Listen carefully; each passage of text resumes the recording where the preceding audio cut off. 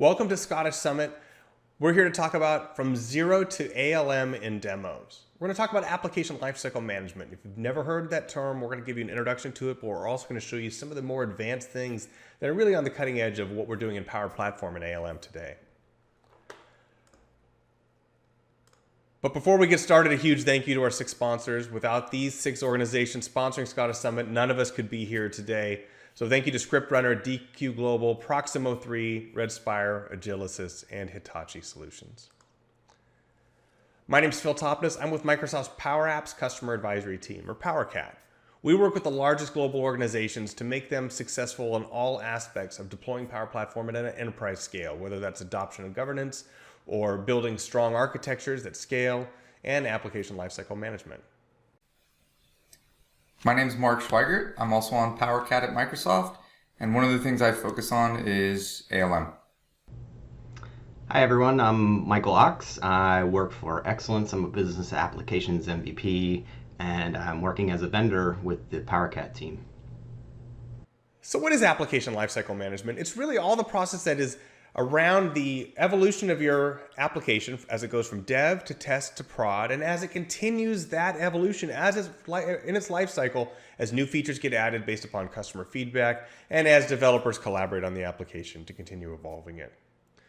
But I like to think of it as something more fundamental, more practical from a maker's perspective. Our goal is to make sure that a tester doesn't find a bug that you can't replicate on your development environment. We've all had it happen. We've all typed those 5 words. Hey, you know what? It works on my machine. So that's part of the goal here, is to make those processes consistent and to help you avoid chasing phantom bugs or real bugs that you can't replicate in development. Now, another issue that's resolved or handled by ALM is the problem of delaying putting your app into test because you want to squeeze in one last feature, and the process of getting it updated in the test environment is just too hard. Or worse, you delay getting features that you've worked on in your production environment in the hands of your users because it's just too hard to get. Every release to production is just too much work. And so our goal is to automate that, to make sure that you can do frequent iterations to test and get frequent updates to your users, so that your process doesn't look like what this man is doing here. And this is a pretty common problem, as you can see by the reaction to this tweet, right? Almost 6,000 retweets, 22,000 likes, right? We're not alone in this. So as a developer, why do you care, right? Our goal is to take you and put you as far onto this side of making cool stuff and spending less time responding to bugs you've already fixed, or troubleshooting the QA environment on its own, or integrating changes or deploying apps. So here are my environments. On my left, I've got a dev environment. And here I've got a Canvas app, and I've got a Flow, and I've got a couple tables in Dataverse. I've got a model-driven app. Now, one way to deploy this to test is to upload the MS app file, and deploy the flow, and make equivalent changes to the columns in Dataverse, and so on. I don't know about you, but I rarely get that right. I'm going to miss something. And so that means my tester isn't really testing what I built. And so in Power Platform, we have this concept called Solutions, which you may know if you came from the dynamic side of things, but if you're coming in from Canvas apps and SharePoint, Solutions might be new to you, but they're an important part of the overall ALM story. A solution allows you to take everything in your overall app, your solution, all of its components, and deploy it in one package to test or into prod.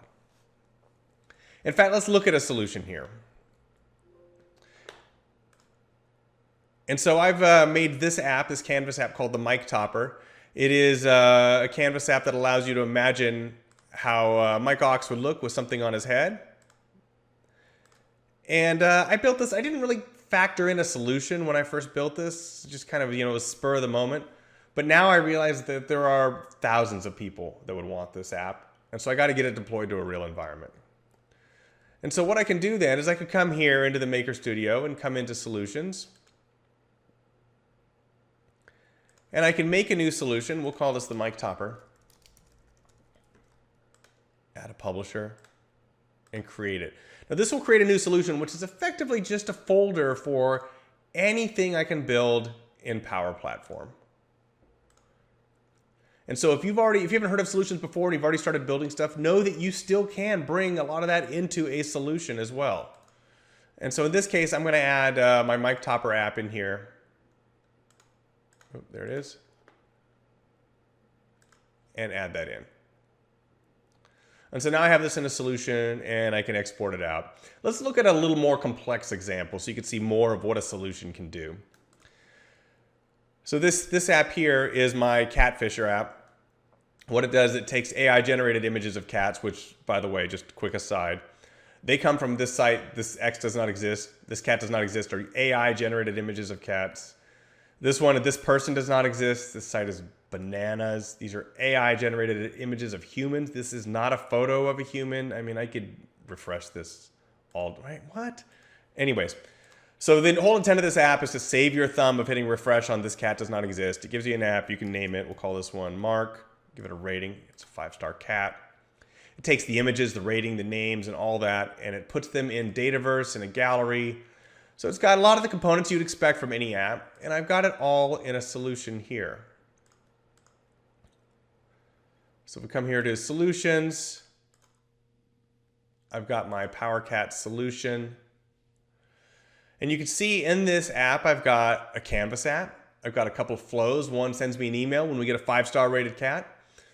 The other one loads an image. I've got connection references so that my connections into Dataverse and so on, they'll be specific to each environment, and that manages that movement. I've got an environment variable so that in each environment, I can send my kittygram email for my 5-star rated cats. I can send it to an environment specific email address, right? So I'm not spamming my prod users as I test. I've got a model-driven app, a security role, and a Dataverse table. And the table, I think, is something that's important here as well. This includes schema, right? How I'm going to store data can move with my solution to test and to prod, so I can update that all at once. So this is a solution of everything that makes Catfisher work. When I'm ready to send it to my test environment, I can publish all changes. And what this will do then is this will take everything that I've been working on and make sure that it is reflected in what gets sent to the solution. And then I will export it into a solution file. Now the solution file looks like this one. It's a zip file with a bunch of components. And when I want to then go to my test environment, like let's move to test here. I can then import the solution file here.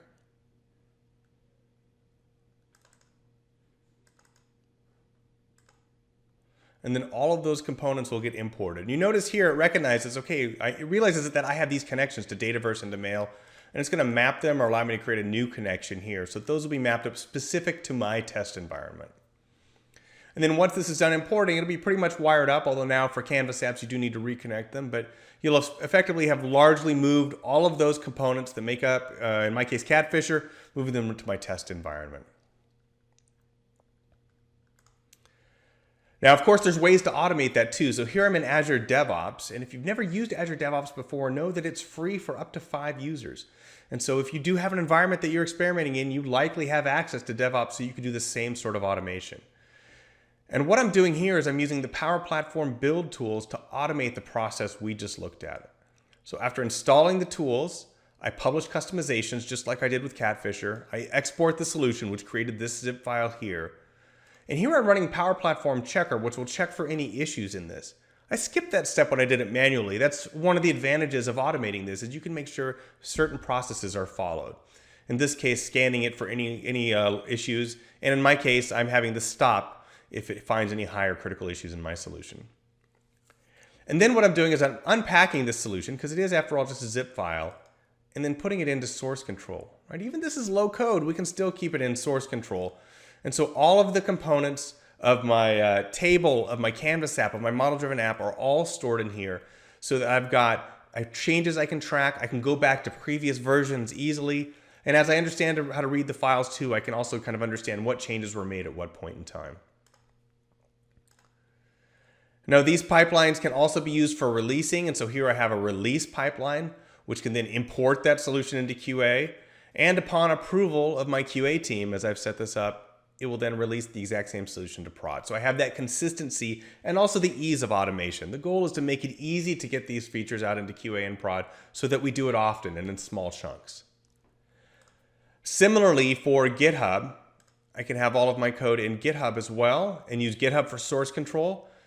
And then the Power Platform GitHub Actions will allow me to do the same sort of things, both export from an environment and store it in source control, and also take a solution, build a solution, and release it to an environment. So you have the same control from both Azure DevOps and GitHub. So now to show how you can use this with a Canvas app and add even more automation on top of this, take it to the next level, I'll turn it over to Mark. Thanks, Phil. So once you have a general understanding of the concepts that Phil just showed you, your next step really is to go to our documentation around application lifecycle management, patterns and practices with the Power Platform. And there's a lot of information to learn more details on how to do various types of application lifecycle management in the Power Platform. Everything from the basics like Phil showed you for the maker new to ALM, all the way to the advanced maker who's familiar with concepts like Git and Azure DevOps and GitHub and really wants full control over the ALM process, applying their existing skills to the Power Platform. But if you're new to ALM in the Power Platform, this can be a bit of a learning curve. And so one of the things that our team, the Power Customer Advisory team, also does is build something called the Center of Excellence Starter Kit. And we've been on a journey to make sure that we're doing good ALM for how we build the COE Starter Kit. And so we're doing our best to follow all of these patterns and practices and recommendations as appropriate for how we build the COE Starter Kit. And since we build the COE Starter Kit and we're building ALM components to help us build the COE Starter Kit, we thought it made a lot of sense to take everything that we've built for ourselves to do ALM and share it with the community as part of the COE Starter Kit. So that starts with, first and foremost, our Azure DevOps pipeline YAML files and templates that we've built. And we've built these in a very generic and reusable way so that they work with everything from a very simple solution to a very advanced solution that includes things like connection references, environment variables, and many other components of the Power Platform that are useful in ALM scenarios. So you're literally going to end up getting our Azure DevOps pipeline templates, which represent our pipelines for the COE Starter Kit. And while today all of our build and deployment automation is done through Azure DevOps, we will be providing equivalent GitHub-based YAML files using GitHub Actions. In addition to our reference pipelines, we're also building out a reference application that today includes some Dataverse tables, Canvas app, use of environment variables, connection references, but will continue to be built out to demonstrate all solution components or components that are possible to be put into Power Platform solutions as a reference application to exercise our pipeline and pipeline templates.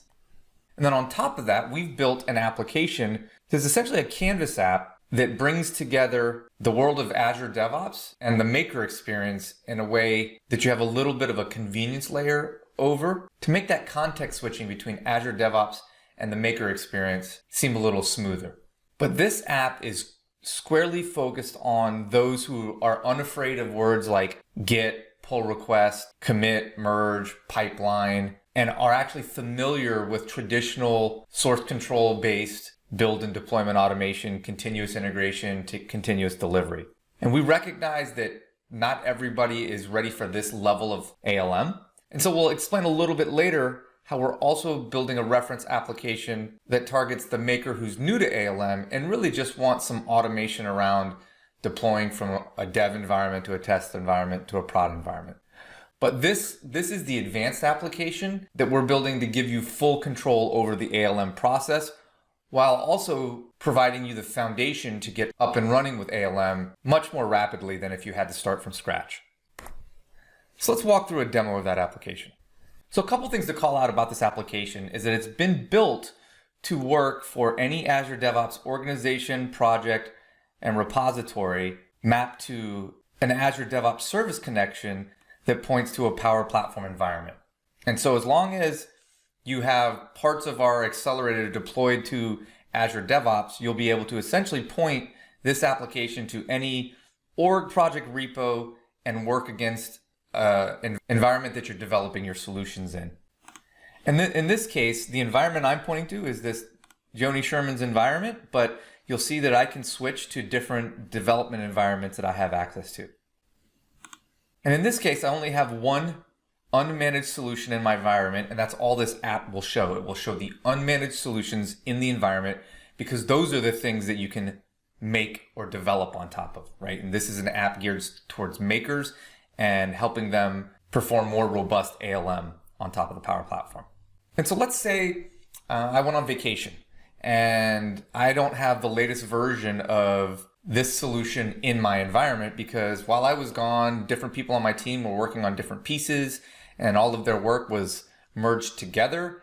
And so in order for me to build on top of the work of others, just like in traditional or code first development, you want to go get the latest from source control. So we have the very similar concept here where we can go and we can get the latest solution and build number that's in our Azure DevOps project and import the latest build from source control into my environment in an unmanaged format, which then allows me to do my work on top of it. So this is kind of like that get latest from source control process in traditional software development.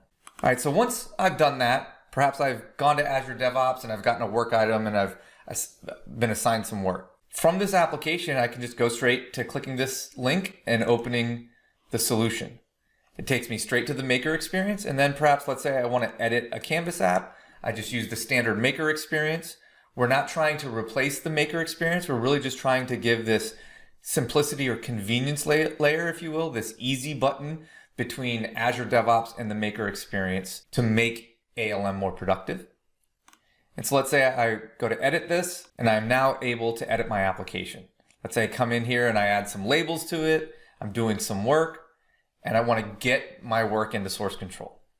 Now, one of the things that we do on the COE Starter Kit team is we, like many of you already do in Power Apps Studio, you save often.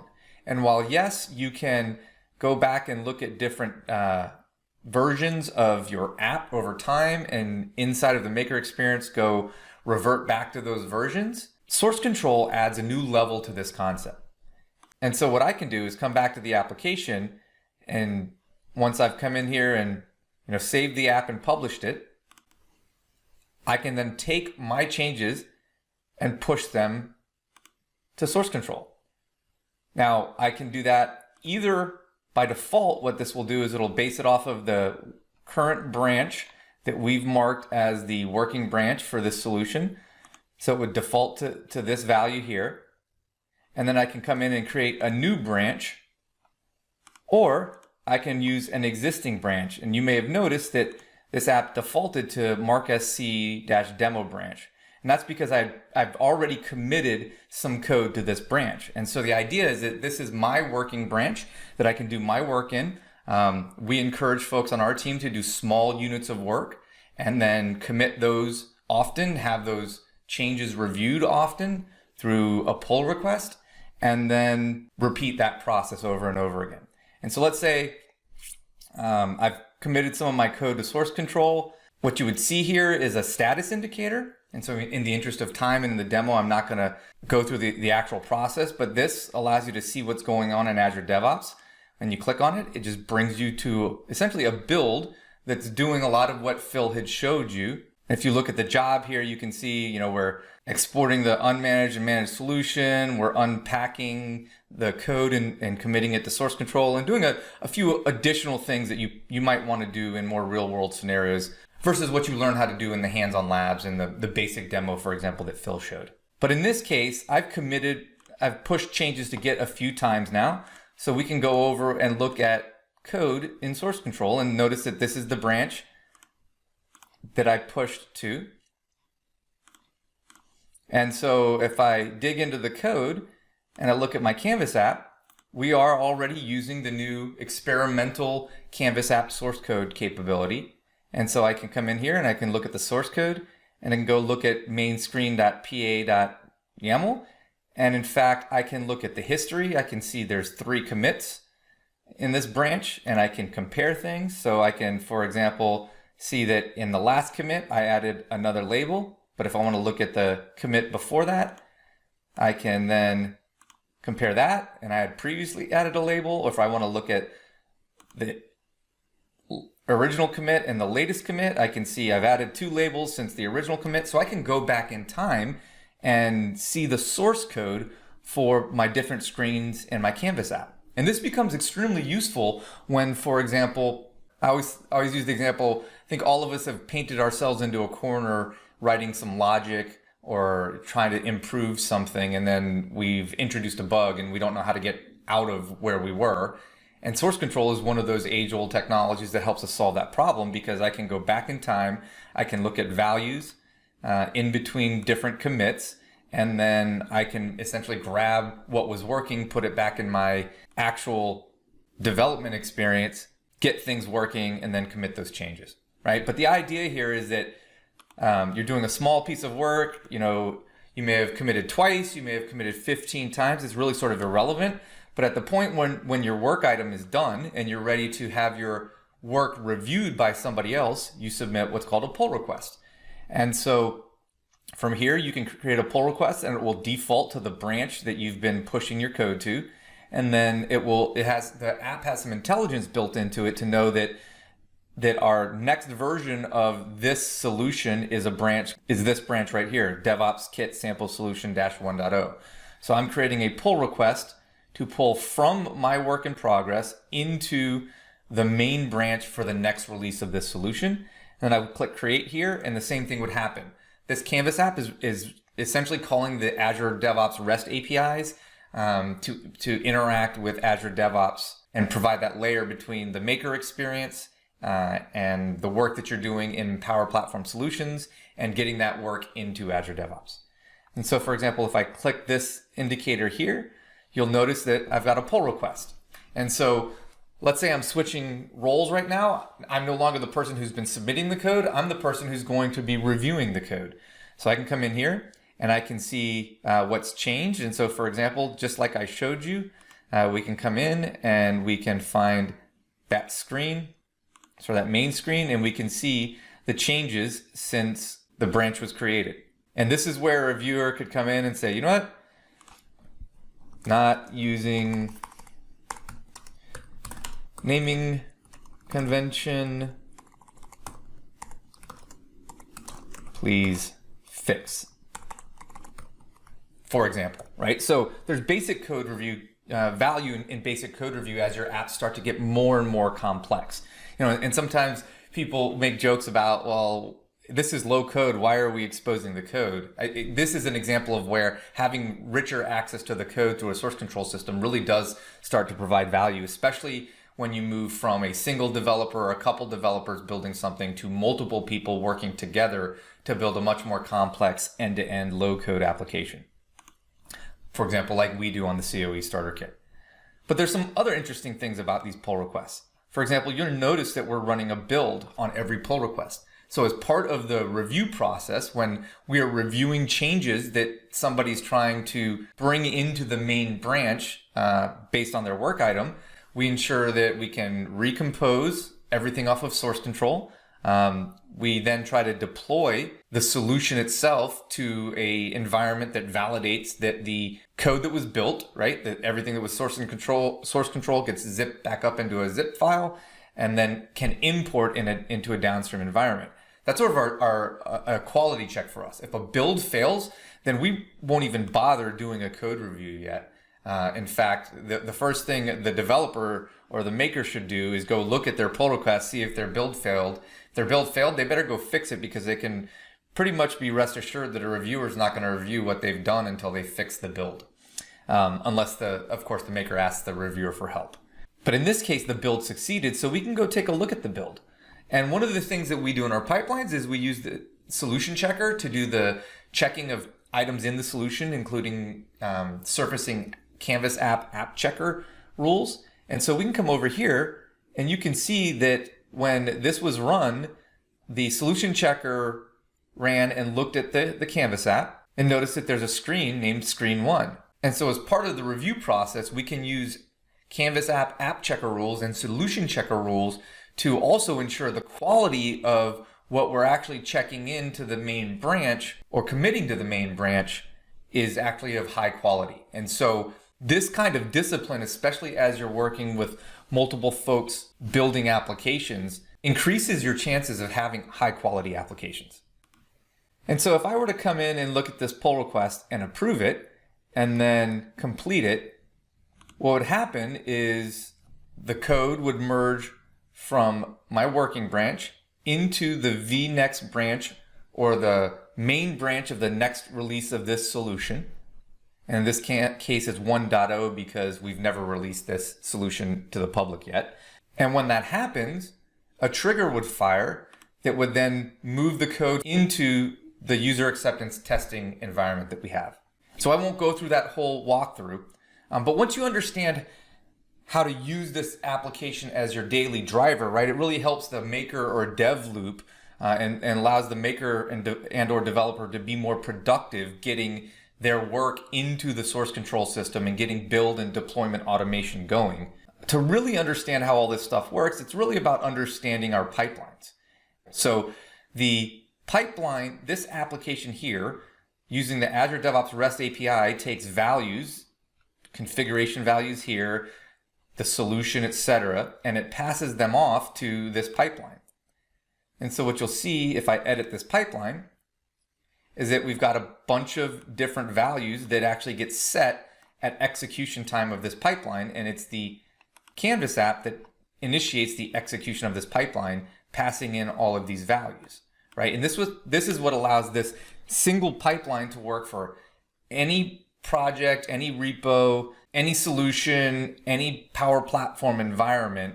And it does things like, track who made what change on the commit, etc. And so much like the example that our hands-on labs show you and the example that Phil showed you, very similar concept, just made extremely variable driven and then componentized so that we get a lot of reuse out of our pipeline code. And so an example of that is on the opposite end. So for example, I look at one of these pipelines like build to deploy DevOps sample solution, and I edit that. What you'll notice is the actual YAML for this pipeline is very trivial because the real logic behind it is in what's called a template. We set some basic variables like the solution and grab some global variables, etc. And then we ultimately pass those values plus other variables that are set and call build deploy solution.yaml. And so if I go look at build deploy solution.yaml,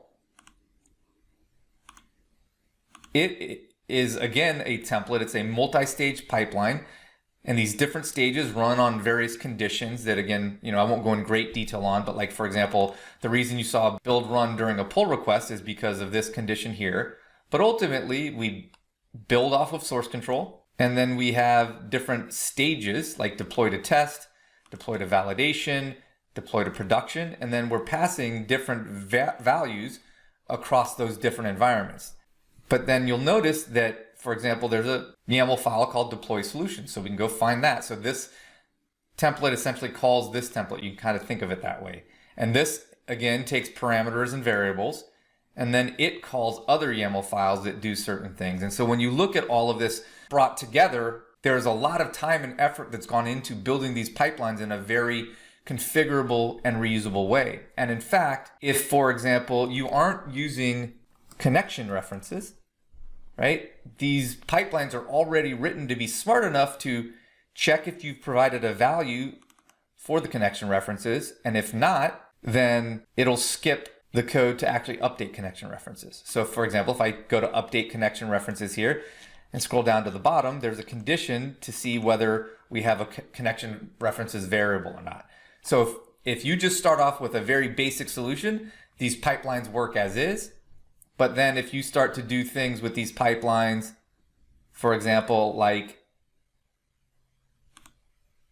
add a variable called prod connection references, test connection references, etc., then we'll be smart enough to look at those values and use them to deploy your solution and set connection references and environment variables, etc. appropriately.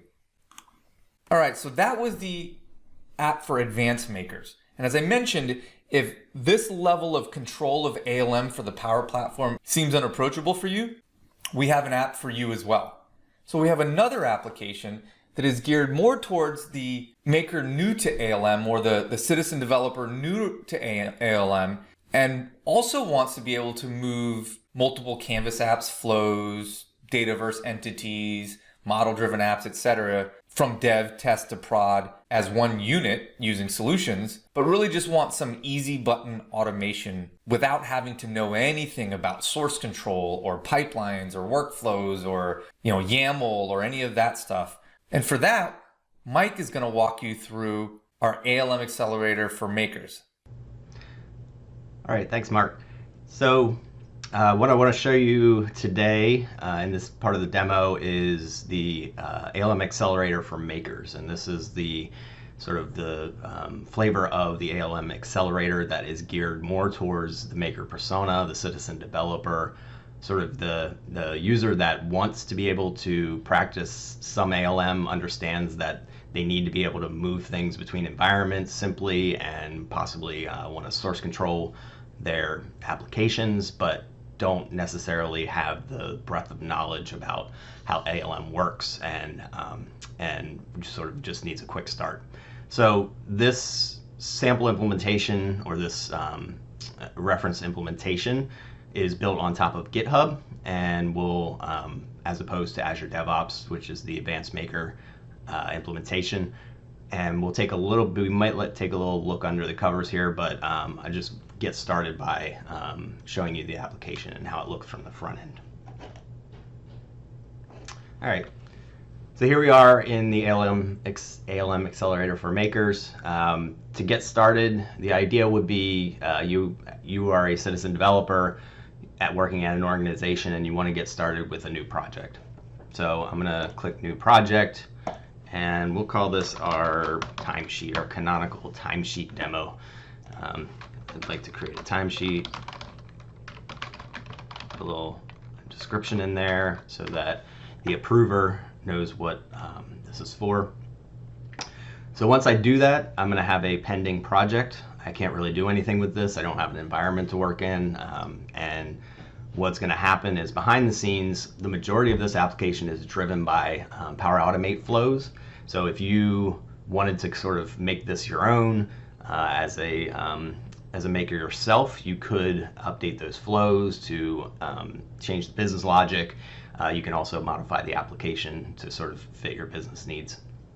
But behind the scenes, what's happening right now is there is a create project flow running, and that create project flow is going to send an approval to the administrator or the environment administrator who's responsible for approving these projects. So if we go to our inbox here, that's going to be my demo user. So I've gotten a approval in my inbox to create the timesheet project. I've got my description down here, so I'd like to create a timesheet. Probably didn't spell that very well, but that's okay. I'm going to say this looks good. I know what Mike's up to, so I'll allow him to continue with his project. Go ahead and submit that, and once this is submitted, the flow will continue to run. The create project flow will go in and provision a GitHub repo. It will provision a environment in Dataverse, as well as a solution for the user or the maker to get started working with. We'll give that a minute. That could take a couple of minutes, and since we've already got one here, we've got our productivity project that's already been approved. You can see, as opposed to pending up here, this one's approved. Once the project is approved, the requester will get a email notification that their project's been approved, and it will show up in here as approved, kind of like this. So from here, I can go open my project solution. Currently has nothing in it, so let's go ahead and we'll just add a little Canvas app in here. Sure.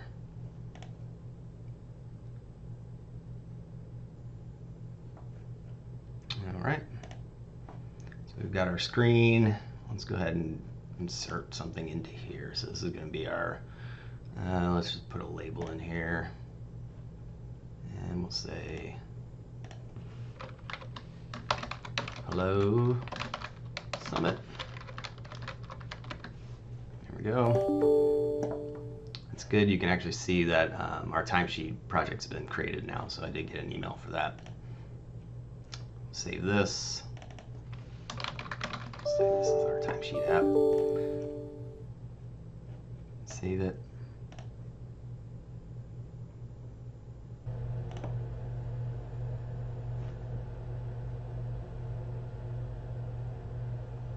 Okay, so that's been saved now. Now, if I were done with my work at this point, I would probably want to push this into a testing environment for somebody else to test.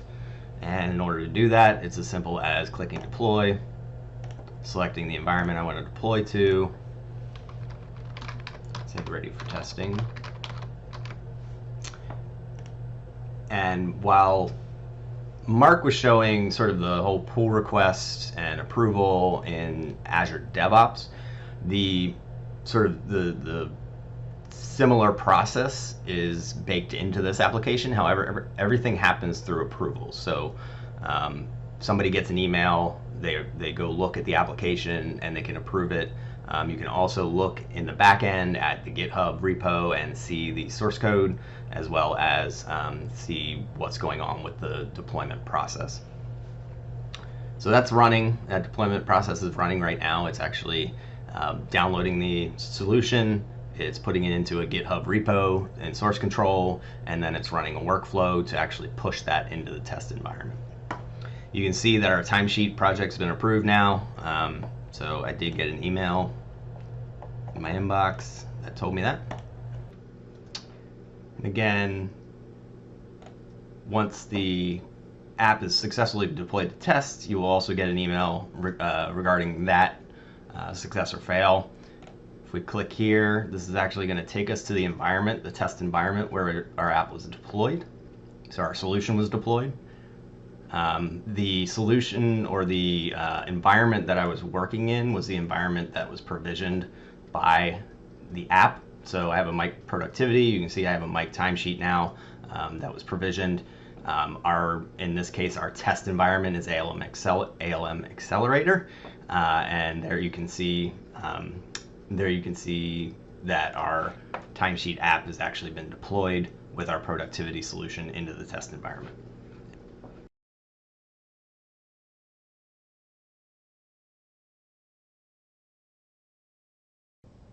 All right, so just a couple more things to show here. I want to jump into the back end, into GitHub, and we'll take a look at the workflows that are running and what that would look like to an administrator who needed to potentially troubleshoot or figure out why a deployment failed. So if we go to our GitHub organization here, you can see I've got repos that have been provisioned by the app. I've got a timesheet repo, which was what we just created. I've got my productivity. This one, I had 2 productivity projects at one point, so GitHub just kind of appended some characters to the end of that to make it unique. So that's why that one looks a little different. But if we go to our actions, you'll see that our deploy to test is currently running. And when this repo was provisioned, the workflow actions were actually provisioned along with it. So no manual steps involved there. It's actually created from a template that exists in one of Microsoft's repos. So this is currently running. It's actually building, which means that it's pulling down the solution. It's unpacking the solution and putting it into source control, and then it's going to actually push that out to our test environment. If we go over and we look at our code, and we go to the branches. So our main branch has our workflows in it. This branch, it was created as a result of a deployment. If we go down into that, you'll actually see that we have our unpacked solution in source control. So our productivity solution is here. We drill down into that. You can see there's our Canvas app, there's our Timesheet app unpacked into source control. So again, the maker, the maker would not necessarily be coming into here to do anything. They would be working on in the front end app. But if an administrator needed to check up on something, perhaps a build failed, and it's a result of the maker not running app checker or something like that, they go back to the maker and say, hey, fix this, and then deploy to test again. All right, so that's all I had to show. I'm going to go ahead and pass this back to Mark. So, Mark, take it away. Thanks, Mike. All right, so we talked about a lot of things today. And remember, as I mentioned, we're also the team that builds the COE starter kit. And so the ALM components that I've showed you will become part of the COE starter kit. Like some of the components in the COE starter kit, you will be able to download this independently from, for example, the core components in the COE starter kit or the governance and administration components in the COE starter kit. If really all you want to focus on is ALM, you can download the ALM components, specifically the 2 different Canvas applications and their backing infrastructure. And so not only are we going to share these applications that I've shown you, and in fact, the application Mike showed is already publicly available, we're actually taking these applications as well as the rest of the COE starter kit, and we're going open source with them. And when I say we're going open source with them, you may think to yourself, well, the COE starter kit's already out on GitHub.